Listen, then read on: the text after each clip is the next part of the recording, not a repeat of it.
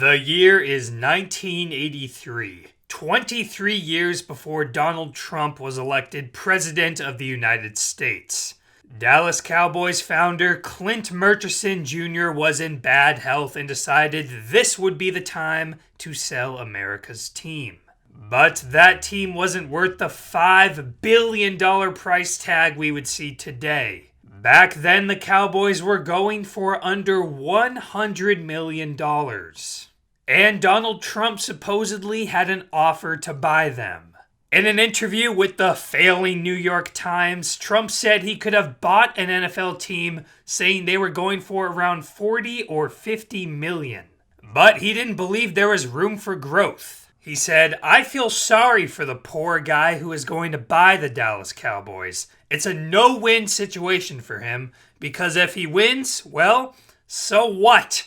They've won through the years, and if he loses, which seems likely because they're having troubles, he'll be known to the world as a loser." Losers. Well, he wasn't a loser. He was actually a bum. Harvey Roberts Bright, nicknamed Bum Bright, bought the team for $85 million. 5 years later, he sold it to Jerry Jones for $170 million, and now Jones has seen almost limitless growth since then, with the team now worth 29 times what he originally paid for it. Meanwhile, Donald Trump wanted to stay in football for the time being, and he went to a league and team where he saw more potential growth. The United States Football League, otherwise known as the USFL, had an opening for an owner of the New Jersey Generals.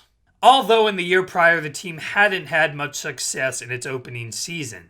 Still, Trump inherited Heisman running back Herschel Walker, and the hope was that this league could compete with the NFL. In fact, it was Trump himself who pushed for the USFL to move its schedule to the fall. If God wanted football in the spring, he wouldn't have created baseball. Now the league planned to go head-to-head with the NFL, just like the American Football League had done in the 60s.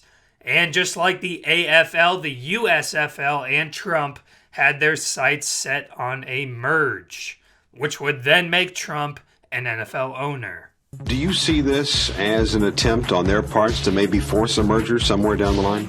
That's all that Donald Trump and two or three of those immensely wealthy men have in mind. Although the Generals had success under Trump by record, the league still couldn't compete with the NFL's fall TV contracts, among other things. They decided to take on the NFL in court for an antitrust lawsuit and were awarded $3. The league folded, and Trump certainly didn't see his bargain bin football team amount to anywhere near what the Cowboys have become. Years later in 2014, Trump was at it again, this time with a change of heart.